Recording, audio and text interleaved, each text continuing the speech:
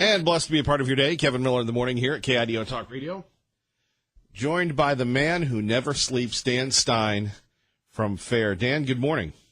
Morning, Kevin. How are you? Well, always great to have our old friend on to talk about an issue that most people are afraid to talk about when we're talking about, the illegals. We're talking about undocumented. We're talking about DACA. We're talking about the Dreamers. Everybody would just like to make that situation go away. Well, either that or they're moving out of California to your neighborhood. Get away from it. Yes, we're getting a lot of those folks here, and lovely folks they are. Yes, indeed. Yeah, well, it's great that they're there. I know you're welcoming them, but we like Americans to stand and resist, and push back against the one-party dictatorship that we have in California right now that masquerades as what used to be a democracy. Yeah, I don't really understand it. And Dan, you're an attorney. You have had more years and more knowledge than most of us here. I've never seen a state act this way. I guess you could go back, I suppose, to the civil rights issue, but this is not a civil rights issue. Yeah, well, the closest analogy would be nullification from the Democrats again, oddly enough, taking us back to about 1860, 1858. John C. Calhoun, standing in the well of the Senate, he was a senator from South Carolina, saying, we need to protect our slave labor, our subordinated labor. And that's really what's going on here. You get a lot of pressure, not just from the left-wing groups that, claim this is a civil rights issue, which is not. But you have the business community that puts pressure on some Republicans, not all, but an awful lot of money in the Republican Party. Koch brothers and others push this idea that immigration is important to control wage growth. But it's the Democrats right now that have gone all in for immigration illegal or by any means necessary, and this challenge to the architecture of our federal government, where immigration laws and enforcement are essentially a federal primary responsibility. More importantly, states cannot run their own immigration programs. They certainly cannot impede immigration enforcement. They can't harbor people knowing they're here illegally or induce them to come or in any way encourage them to come knowing they're illegal. And what's happening in Long Beach and, frankly, all over the state of California is lawlessness. It is illegal. It's a violation of supremacy clause. But the ACLU, which challenged Arizona's efforts, has actually just worked cooperatively with the federal government, with ICE, right, and helping pick up and identify and remove illegal immigrants. And all Arizona was doing was checking ID and then getting verification of legal residence. And if they couldn't get it, they would ask ICE if they wanted to come pick them up and put them in removal proceedings. And somehow the ACLU got a political judge to overturn that. Well, now California, they want to issue driver's licenses, give in-state tuition. They're appointing illegal aliens to statewide office. They are giving people law degrees, and they're giving them bar membership. How can you take an oath?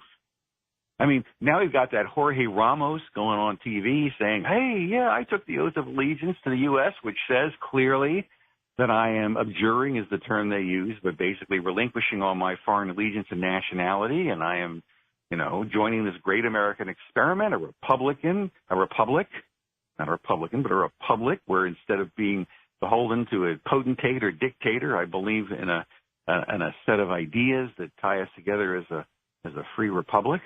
And it turns out this guy's actually voting in U.S. and Mexican elections. He's registered to vote in Mexico.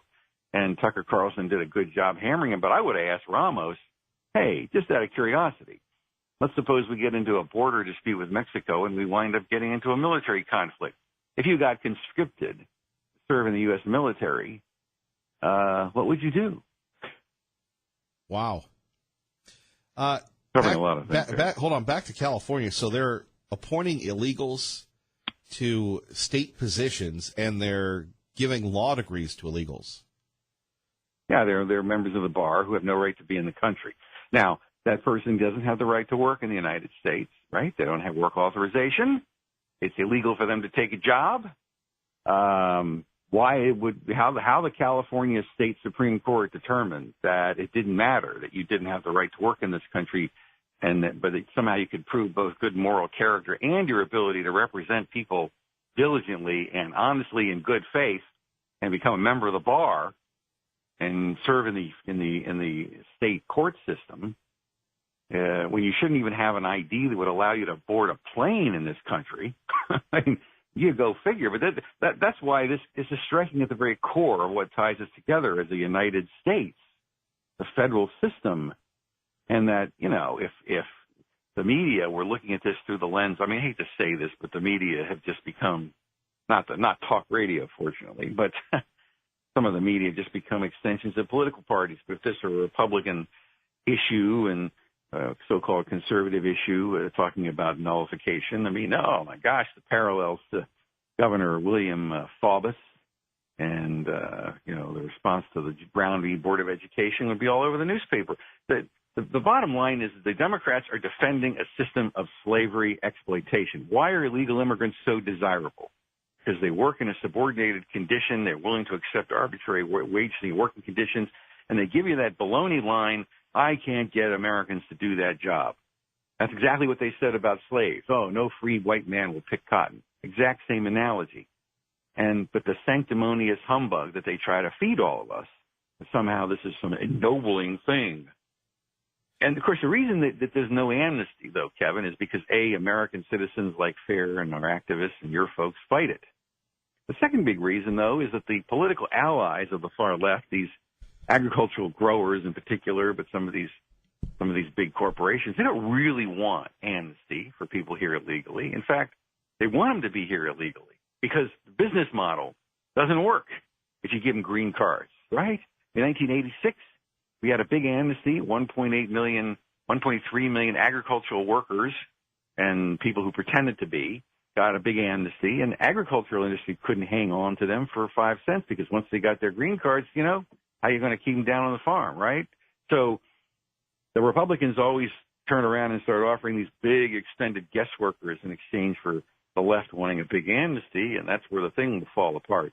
And, of course, FAIR takes the view, look, less is better. A country should do its own work. You're going to admit an immigrant, you give them all the rights and privileges of what an immigrant should have, which is everything short of the privileges of citizenship, including the right to work. But that doesn't mean you have unlimited numbers, and it certainly doesn't mean you give the right to work to anyone who crashes the border, which is now where the Democrats are. Our great friend Dan Stein joining us from FAIR, KIDO Talk Radio, Kevin Miller in the morning. All right, Dan, let's get back to the Chamber of Commerce Club because you have a lot of folks in the business community. They love having the illegals here because we subsidize the education of their kids. We subsidize their medical, and they get cheap labor, and they're very influential, particularly with the Republicans. Well, that's the thing. What we're doing is we are privatizing the profits of lower wage labor, which go into the pockets of, you know, these major corporations, and then we are commonizing the costs. So we privatize profits and then commonize the costs on taxpayers for education, for housing, for health care, for all the infrastructure, everything associated with it. We have the only major source of U.S. population growth right now is immigration. And that, of course, is bidding up the housing stock and making California unlivable. So that while Idaho may be reaping some of the short-term benefits of increased demand for housing that is represented by the influx of people from California, if you want to see a lens of the future, you got to look at California, which is a large number of very, very wealthy people, not a large number, but a significant number of wealthy people at the very top, no middle class. Everybody in the middle is now gone. They're living in tents, right, outside of L.A. and places like that, and then massive numbers of people who are poor, many of them here illegally, crowding into the schools, overcrowding the housing stock. And this is the future of America tomorrow, right? Overcrowded highways, you can't get anywhere.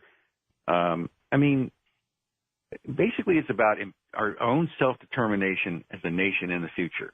If you can't determine how many people are coming into your country to live, then by definition, the government is never going to be able to estimate the resources required to accommodate a population. That means the bond issues that are had to finance school building and infrastructure are always going to lag way behind. Part of the way in which people here legally, and some legally, compete unfairly against American citizens is because they overcrowd the housing stock. So instead of maybe, you know, 2 people in a 1-bedroom apartment, you wind up with 5 or 6. You know, instead of one house with one family, you wind up with like 30 males sleeping on cots all throughout the house because of unethical landlords. And when you overcrowd the housing stock, and of course those unmarried men invariably have women come up later with them, or they find women here, they have children, or they bring children with them eventually, and the overcrowded housing stock overcrowds the schools. And the school districts don't want to do anything because the sanctuary movement says, oh, not my job. The Supreme Court says we got to give them education no matter where they came from or whether they're here legally or not, which the Supreme Court said, yeah, you do, but they didn't say you couldn't check the status when you enroll them, and it wasn't like a get out of jail free card, but that's the way it's been interpreted. And so now you have this massive magnet effect of commonizing the costs, and the business community doesn't understand this is ruining our country. Right. You can't pursue this model indefinitely. No, I can tell you places I've lived, I guess they call them so-called destination states. We were delivering Christmas presents. There was a house, I think a one-bedroom house. There were 11 people living in it. They had a huge big screen TV, tons of kids, and, again, it was supposed to be for a single family. You had 11 people living in it. This is going on, and of course, you can't really call the authorities or anything. I guess it's a code violation. But again, you have the Republicans and the Democrats just kind of sitting idly by. Donald Trump's the only person standing in the way of this becoming law. How do you see this playing out, Dan? I know you're holding everybody's feet to the fire. How do you see this playing out? It requires awareness and a constant attack. Chris Kobach, he's the fellow running for governor in Kansas. In the state of Kansas, Chris Kobach. Chris Kobach has been a national leader in fighting to try to empower states to do what you're saying, to check status, to enable landlords to validate the status when they rent apartments, to ensure the code standards are upheld. And as you see, if you've been following his trial in Kansas, there is a coordinated battery of people. I mean, George Soros and others provide literally hundreds of millions of dollars to these organizations that have been fighting fair, Chris Kobach and others, in state after state, like Arizona, where we have tried to bring their state laws into harmony with federal law so that all the things that I'm describing don't happen. And in a fair world, the judges would uphold these laws as consonant with the federal immigration scheme. As we've seen with the litigation over Trump's travel ban, we're facing politicized judges, many appointed by Obama, sadly, even some by W, but the district court judge bench has been so badly politicized that for the average American trying to make sense out of the varied and inconsistent decision-making on the district court level obviously makes it clear that things have been very politicized. But in the end, the only way Americans are going to save their country is by working both at the federal level, nationally, with constant pressure on legislators, but more importantly, working with state and local groups and communities and fairs field staff will help local people start local organizations, and we can provide all kinds of information support, and occasionally we'll provide a little bit of money, sometimes in-kind support. Right now we're helping Oregon's activists, Oregons for Immigration Reform, put a ballot initiative on the ballot in November to ensure that the E-Verify system is mandatory for all employers. That's a system to make sure employers use E-Verify on the state level, which is a case we won at the Supreme Court, that states have the right to do that. And those same kind of laws, while they come under constant attack, why, you wonder, why does the ACLU want to make it so easy for people to be here illegally? Well, we face organizations that want to destroy the immigration controls of the U.S. And while the way the end game plays out is that either, Kevin, we beat back, win, and get support in Congress and others for overarching validation of what we think is important to control our borders, right, or the country slips under the waves and becomes a footnote in history, which is what the Chinese are apparently think is going to happen. Well, Dan Stein, we broadcast into half of Oregon, so they'll be getting the word out there this morning. We so appreciate you, sir. Always a pleasure, Kevin. Take care. Take care. All right, our great friend Dan Stein joining us from FAIR. Coming up, how the FBI, the ATF, and Austin police caught the bomber. By the way, if you're just tuning in, top story, the bomber blew himself up in Austin, Texas. We'll hear from Tanya J. Powers next on your home for Fox News on the radio, KIDO Talk Radio. The unidentified 24-year-old white man blew himself up early today as a SWAT team closed in on him. He had been tracked to a hotel in Round Rock, Texas, and drove away when police moved in. He detonated that bomb inside his vehicle on the side of a road. Police Chief Brian Manley says they'd zeroed in on him in the last 24 to 36 hours. We do believe that all of these are related and that he is responsible for these based on the similarities that we have seen in all of the devices and in the evidence we're finding from those that did detonate. Austin has been targeted by 4 package bombings since March 2nd that killed 2 and hurt 4 others. A 5th package bomb detonated yesterday at a FedEx distribution center near San Antonio. Tanya J. Powers, Fox News. And there you have the latest. By the way, when you send 350 FBI agents, when you have the ATF, when you have the entire resources of the federal government, usually you get caught. And as we said, and by the way, this week on Idaho Insights, Mike Baker will be talking about this, formerly of the CIA. You catch him on Fox, you catch him everywhere else. We're so blessed to have him on. That's on Idaho Insights, which airs Sunday mornings at 5 a.m. here at KIDO Talk Radio. And Mike Baker, just an incredible insight into what goes into it. By the way, here's more details on how they caught this guy. Brian Manley, the police chief of Austin, Texas, tells us they're trying to really figure out what the motive was here on KIDO Talk Radio. We do not know what the motive was behind that, and hopefully as we continue this investigation, we will uncover some facts so that we can try and understand, although this is something that there is no rationale for, but we can try and understand what his motive was. Right, and here's the troubling part. You heard the FBI yesterday, and I understand the FBI has a whole science behind this. They said, "Hello, bomber, we want to negotiate with you." Well, the bomber didn't want to negotiate, and it was a scene out of like Homelander 24 where you have this guy blowing himself up, being surrounded by the police. We'll hear more on how they did that in a minute. First, our time is 6:26. You're listening to KIDO Talk Radio, home of the... And there we have it, Larry. Thank you very much. So Austin police are saying the person they believe is responsible, he was caught, they had him surrounded.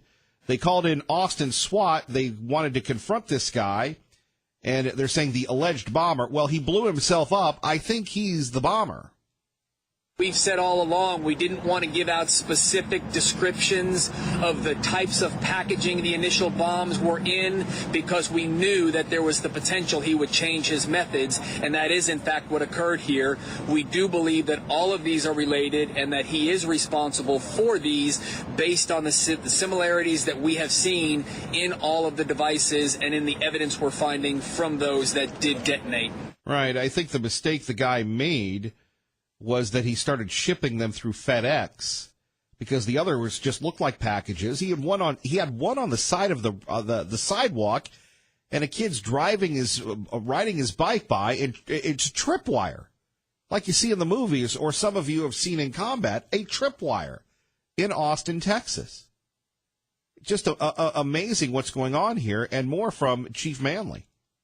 We had surveillance teams looking for this suspect, and we ultimately located the vehicle that this suspect was known to be driving, and witnesses told us he was driving. And in fact, we found that at a hotel right up the road here in Round Rock. Now, part of the way they found this guy is they found one device, thankfully. And by the way, we have a lot of folks that drive delivery, whether it's FedEx, UPS, whether it's the donuts, regardless, whether it's Pastry Perfection, whether it's Krispy Kreme, whether it's whomever. And this show is designed for a lot of folks, but you in particular, because you're in your vehicle all the time, right? You're going, dude, give me something good to listen to. Oh, no, Kevin Miller is talking about whatever again. I totally get that. So we're trying to keep your attention. And I couldn't imagine the risk, the fear that was going on people that are delivering packages. Heck, Amazon.com has been a boom to UPS and FedEx. We never used to see them in our neighborhoods. Now we see them all the time, never mind our mail carriers. I mean, this is a good thing that this guy was caught, but what broke the case open, in my own humble, naive opinion, was thankfully there was one that didn't blow up. And, you know, driving delivery trucks and hauling that stuff it beats on you enough. Imagine being concerned that you got a bomb when you're dropping something off instead of a book, right?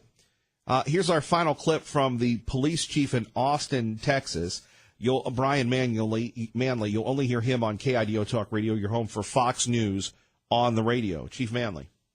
The suspect detonated a bomb inside the vehicle, knocking one of our SWAT officers back, and one of our SWAT officers fired at the suspect as well. The suspect is deceased and has significant injuries from a blast that occurred from detonating a bomb inside his vehicle. And there we have it. You know, sometimes people are just crazy. We maybe find this out all the time. Do you do this? I drive my parents crazy. I drive Mrs. Miller crazy. I drive Ray and Maya crazy, where I'm always trying to figure things out. Sometimes people just do because they do, right? And I know the criminologists. I know those folks. They want to make sure they go into it and they say to themselves, well, why did they do it? What was the motive? Maybe the guy just had issues. Coming up, we'll get a live report from Fox and Channel 7. And it is a talk show in the morning. We'll hear from you next. You're listening to Kevin Miller on KIDO Talk Radio. Good morning, Maggie. Good morning. And blessed to be a part of your day. Kevin Miller in the morning here at KIDO Talk Radio. Before we get to your phone calls, Max, let's go to Rachel Sutherland on Capitol Hill with the very latest. Rachel, good morning. Hey, good morning, Kevin. Good news on, before we get to politics, this issue involving the shooter. I know the bomber. I'm sure everybody's glad that he's been dealt with. Looks like he dealt with himself. Yeah, there was an explosion and he was found dead, according to authorities in Austin. Of course, reporters are asking very good questions, and one of them is, how do you know that he was the only one? Well, I guess time will tell. It was very bizarre, just hearing the reports out of Austin over the past week or so, and or longer, and I'm sure they're glad that this appears to be over. Indeed. Let's switch gears to the Maryland school shooter. The shooter was killed by a school resource officer, thankfully, but again, another school shooting, sadly. That's right. Yeah, Deputy First Class Blaine Gaskill, he's actually with the county sheriff's department where this high school is, Great Mills High School in the Eastern Shore there in Maryland. Opened fire. 17-year-old Austin Rollins, who had just shot a 16-year-old and a 17-year-old, was struck, we believe. He fired back. Rollins died at the hospital. Now, the sheriff's department is not confirming that it was Blaine Gaskill's bullet that killed Rollins quite yet, but what they're describing, what happened in that school, they're not describing as suicide. So a lot of people are saying that obviously, he did what he had to do, this deputy, but I seriously doubt he's waking up feeling really great about it. I would imagine it'd be a really tough thing to shoot a 17-year-old. And, they always talk about an ounce of prevention being worth a pound of cure. I don't know what the answer is, but this is what it's going to take. It's just a tragedy all around. Well, and will this impact any more debate on possible gun legislation, do you think, with these big marches scheduled for this weekend? It may. Unfortunately, this one, because it wasn't so big, or fortunately, whatever, it didn't get, and there's tons of other news. It's obviously not getting the attention that Parkland did. But you're right. There's all these marches coming this weekend. I believe we're expecting 100,000 people, or a million here in Washington. We thought it was 500,000, but I heard 1 million. And we're actually having our cherry blossom peak, so it's just going to be, D.C. is going to be really busy.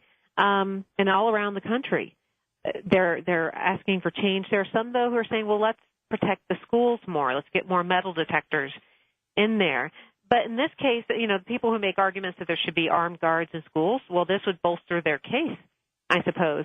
I don't know that teachers want to be armed, though. Again, they may be confronted with having to shoot somebody who was like in their science class, and that would be pretty tough. Of course, then you contrast that without that resource officer, without those weapons there. It will be an issue that will be debated. Rachel, is it possible to have a rational conversation about this, considering we try, I think. Yeah. I think people try, but when it's a life and death issue, people aren't as rational. Look, and you talk about gun laws. Well, Maryland has some of the toughest gun laws in the nation. I don't even think a 17-year-old is allowed to buy a gun there. I think you have to be 21. The question is, where did he get the gun? How does the gun get into the school? I mean, there's all these steps, right, before it comes to, let's face it, an adult being compelled to shoot a teenager. And I'll throw out an even more harrowing scenario. Suppose someone, an even younger kid, gets a hold of a weapon. What are you going to do then? That's some tough stuff to grapple with. Rachel, we appreciate you. Thank you. Thanks, Kevin. All right, and we'll talk a little bit about that. 580-5436. 580-KIDO. As Rachel said, Maryland has some of the most toughest gun laws in the country. Toughest gun laws in the country. And this happened. Of course, thankfully, you had a school resource officer that, as Rachel told us here at KIDO Talk Radio, did the right thing. Surely it couldn't have been easy for him to do this, but he didn't have a choice. You either shoot the perp, or, in fact, you allow this to continue on. And unlike those people in Florida, he did the right thing. Max in Garden City, good morning. You're on with Kevin Miller at KIDO Talk Radio. Good morning, Max. Good morning, Kevin. I guess I'd like to talk about the school shooting since the bomber is literally history. This school shooting, it's a matter of personal mental health. President Trump had said that it's all about mental illness. It's not really about guns. If you're a Democrat, if you're a little whiny California-minded Democrat, then of course this is about guns. If you're a realist, it's not. It was about 5 years ago in a city called Chaoyang in China, where a man butchered 14 students at school with a machete. They haven't banned machetes in China. It happens. If you ban guns, they'll still get guns. I told a friend yesterday, I said, listen, I will support you in confiscation of all firearms. But first, you must confiscate all illegal drugs. And you must stop all illegal activity. When you've done that, I'll help you collect those guns. That went over fairly well. Yeah, it went well for me. Of course, if I can entertain myself, that's nice. Well, I'm glad you're on the mend to recovery. But I am much, much better. I'm healthy and strong. Today I turned 63 years of age. Old man now. And I'm waiting for the day when you will fulfill your promise to put me on your show. Well, very, very soon. We'll have you on for an Idaho Insights. I would like that very much. I'm reminding you because you're the busiest man I know. You make Donald Trump look like a slacker. Ah! I don't know how you can keep up this level of activity without being 135 pounds. I swear. Well, it takes a lot to be a fatty. So I know. I'm a little on the chubby side myself. I'll tell you. So we love kissing up to the host. That always gets you more bonus points, Max. Hey, I am a consummate kisser. And I am a shameless self-promoter. All right. Eyes on China, Paper Dragon, Amazon.com. Get my book. Thank you, Max. On KIDO Radio. You take care, buddy. All right. Our great friend Max. We will have him on soon. This can't happen at your school. You are sadly mistaken. The school shooting comes during a national call to action to make schools safer, and days before thousands are expected in Washington, D.C. for the March for Our Lives rally in response to the Parkland, Florida school massacre. And Marcus with us tonight. Kenneth Moton joined us now live from the scene. And Education Secretary Betsy DeVos was grilled today on Capitol Hill about those school shootings. She was asked if she will meet with the students from Parkland when they come to Washington in the coming days to march, as you just mentioned. And here's what she said. Would you be willing to meet with the Parkland students? We'd be glad to facilitate a meeting. I look forward to meeting with Parkland students. I have actually talked with a few of them about meeting them in Parkland at a time that is workable for both of us. Sure. Are you available this Friday to meet with them when they're in town? I don't know. I can't say right now what my schedule is. If we could just follow up with that, we would certainly appreciate it. Kenneth, you're also hearing tonight that some of the students right at that Maryland school behind you will be marching as well. David, we expect several students from this school will attend. It was just a week ago when they joined other young people from across the country for National School Walkout, calling for stricter gun control laws. There we have it from our friends at the Media Research Center. 580-5436, 580-KIDO. We are getting ready for this big march this weekend, right? And everybody thinks that it's, somebody the other day said, hey, should you have some of these kids on? And I said, I don't think it's a good idea. Because you have the children and the talking points. And actually, somebody said this to me. They said, well, they're just marching because we as parents and grandparents have failed to keep them safe. I haven't failed to keep anybody safe. I refuse that false narrative. And in my opinion, they can talk about school safety and everything else, and I'm glad they're doing it on a weekend instead of the weekday. But really, what do these marches accomplish? Hammer time for the kids? And yes, I do believe some of them have legitimate concerns, but on the other hand, I think most of them are drinking the Kool-Aid from this guy. We need to do this every day of the week and just really brainwash people into thinking about guns in a vastly different way. Isn't that what's going on here? You have Fred Meyer saying, Fred Meyer, we're not going to sell firearms anymore. Well, okay, I don't think a lot of people bought firearms from Fred Meyer. They're a great company. They have wonderful employees. I think they do a great job. That's their choice if they feel that strongly about it. But it's not like they're saying they're not going to sell fruit anymore or potato chips, right? Like Dick's Sporting Goods, the same thing. And that is their right. But this anti-gun narrative that is being perpetrated by these kids, stop the school shootings, you failed us. I'm sorry, when you're responsible for your household, then you can judge me. Is that an antiquated form of thinking? And, that's the thing. You can't fire back at a kid. Well, if a kid starts saying, look, you need to do more, well, okay, buddy. Based on your life experience versus mine, I'll go toe-to-toe with you. And again, I don't see the benefit of this march. Sadly, do you think it's going to change anything? And sadly, do you think it's not anti-Second Amendment, anti-gun? 580-5436, 580-KIDO. How many kids do you know that aren't being indoctrinated by the politics would do this? Most kids I know, they want to skateboard. They want to play their video games. The idea of dealing with life. And you listen to some of these comments of these kids. Well, you guys failed. You're horrible. We're going to make it happen because that's who we are.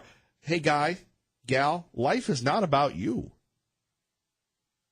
And let's go back to what Eric Holder said.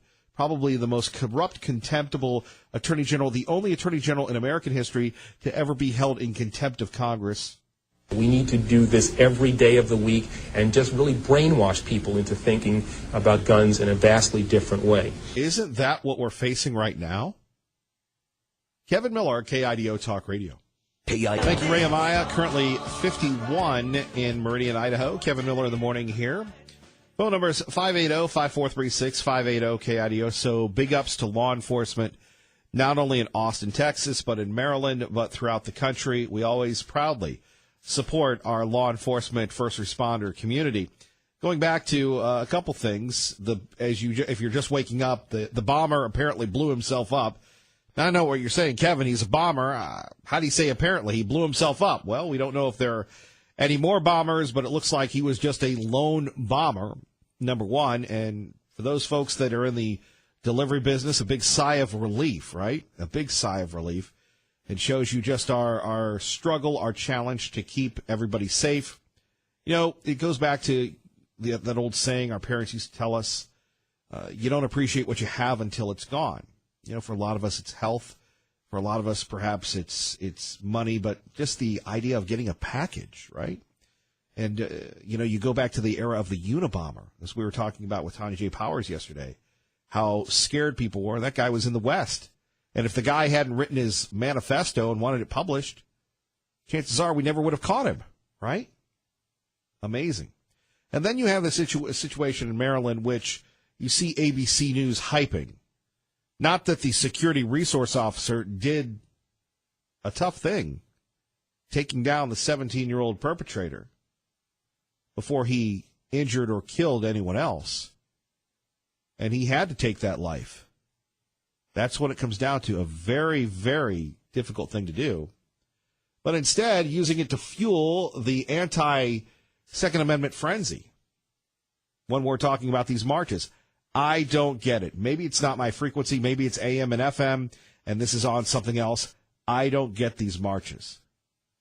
As if they're designed to do anything except try and get the wimpy, weaselly politicians to back up gun control. We need to do this every day of the week and just really brainwash people into thinking about guns in a vastly different way. You know, people talk about that these school shootings didn't happen when we were younger. Well, you didn't have people being vilified for carrying weapons. Weapons were not the problem, right? Mental health was more treated back then. You know, why are we ignoring that big issue, mental health? Maryland has one of the strictest gun laws in the country, and this guy had access to weapons. Doesn't that prove that more laws do not equal safety? Think about that for a moment. Traffic and weather. And coming up next, the president speaks out about sanctuary cities. And speaking of sanctuary cities, our beloved state of California, where so many of you have come from, well, over 138,000 people are leaving California. We'll talk a little bit about that. You can get the details right now at KIDOTalkRadio.com. Fox News on your home for Fox News on the radio exclusively in the Treasure Valley right here, right now, KIDO Talk Radio. Good morning.